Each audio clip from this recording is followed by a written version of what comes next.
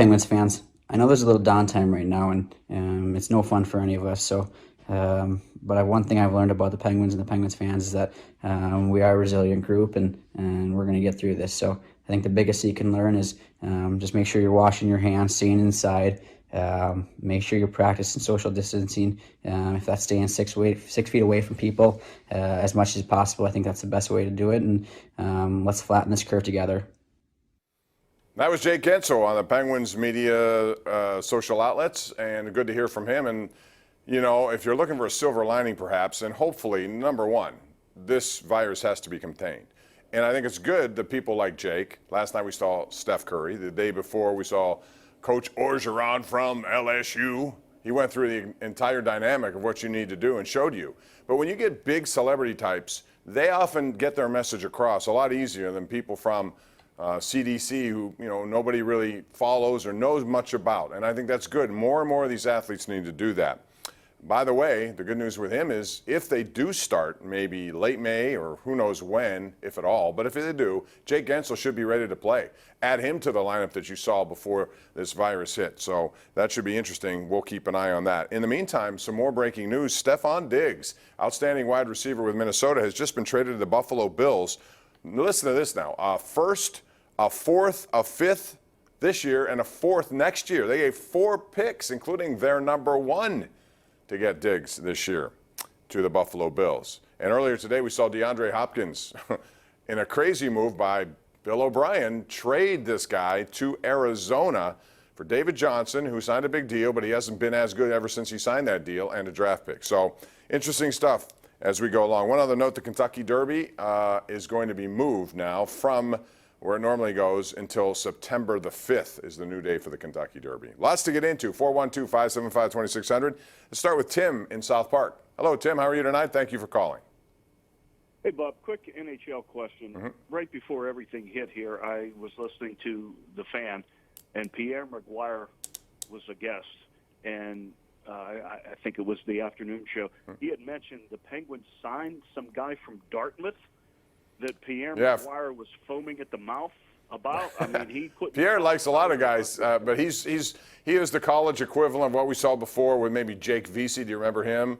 Or Zach Aston Reese with, or Jimmy Vesey, I'm sorry, and Zach Aston Reese. Remember how he came here? Same kind of thing. And, you know, I don't know what the immediate plans are. I'm sure not right now, but he's going to be somewhat. And I think when you're talking about the Penguins, when you give up draft picks and trades, you need to look other avenues, and Jim Rutherford has been pretty good at that. All right, let's go out to Betty in Westview. Betty is joining us right now on the Bordas and Bordas hotline here at the Sports Call. Hey, Betty.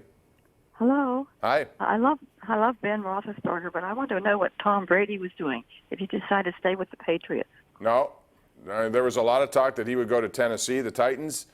That did not happen. Instead, they went back to Ryan Tannehill, which I thought was a lot of money.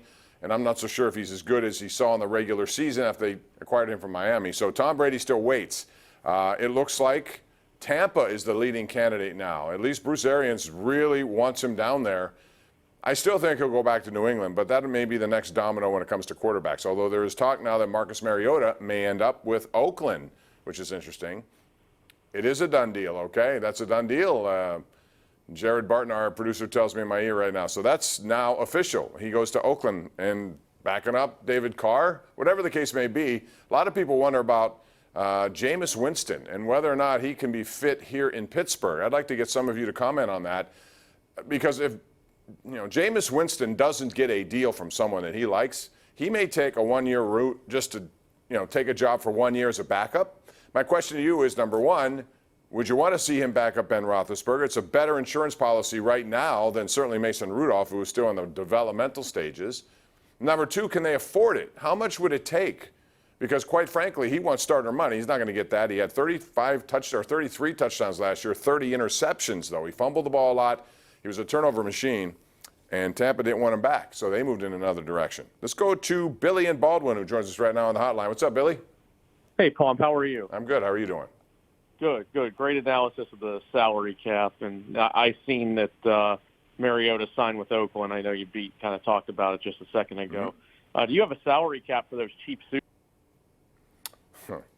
Thanks, Billy. Always appreciate your call. Let's go out to Paul, who joins us in Center Township. Hey, Paul, how are you? Not bad, not bad.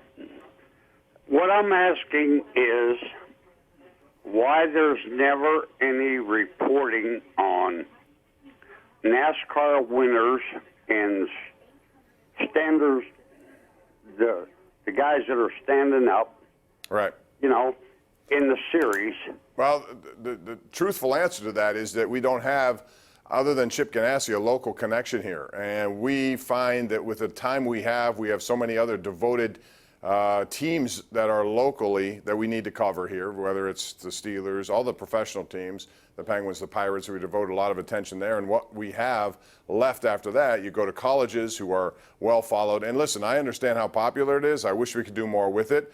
I really like Chip Ganassi. He's one of the best owners in Pittsburgh sports history when you think about it, but that's the reasoning here, at least from a local level. We really don't have any races around here that are nearby to follow.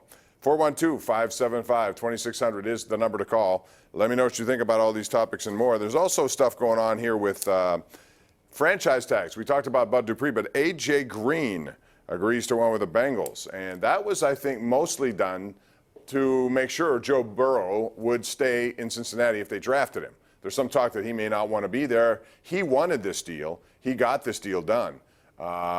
For A.J. Green, the way I looked at it, he told the team he'd like to see it, and they did it. And he agreed to agree, and he wants to get a longer-term deal.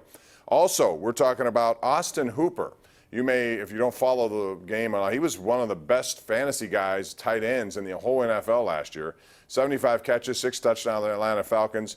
And quite frankly, it was going to cost a lot. Atlanta didn't want to do it, so he signs with Cleveland. And when you talk about Cleveland now, you know, first of all, they gave him $40-some million.